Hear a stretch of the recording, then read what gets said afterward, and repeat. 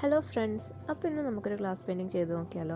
ആദ്യം ഞാനൊരു പിക്ചർ പേപ്പറിൽ വരച്ചെടുത്തിട്ടുണ്ട്. അതിനുശേഷം നമ്മൾ OHP ഷീറ്റ് വെച്ചിട്ട് അതൊന്ന് ഒട്ടിച്ച് വെക്കുക, അല്ലെങ്കിൽ അത് മാറിപ്പോയിക്കുന്ന നമ്മുടെ പിക്ചറൊക്കെ അത് കോളമായിപ്പോവും.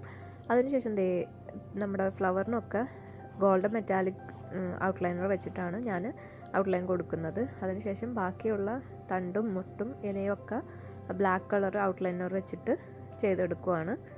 ഫ്ലവർ കളർ ചെയ്യുമ്പോൾ റെഡ്, ഓറഞ്ച്, യെല്ലോ ഇത് മൂന്നും കൂടിയിട്ട് ജസ്റ്റ് ബോർഡർ പോലെ ഒന്ന് കൊടുക്കുക. അതിനുശേഷം ഒരു ബ്രഷിൻ്റെ ടിപ്പ് വെച്ചിട്ട് ആ 3 കളേഴ്സും സ്മഡ്ജ് ചെയ്ത് കൊടുക്കുക. അപ്പോഴാണ് നമുക്കൊരു ഓംബ്ര എഫക്റ്റിൽ അങ്ങനെ കിട്ടുകയുള്ളൂ.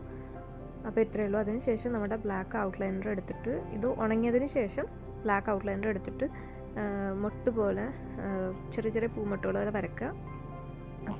ബാക്കി ഭാഗം വൈറ്റ് പെയിൻ്റ് അടിച്ചു കൊടുക്കുക. ഇത്രയേ ഉള്ളൂ.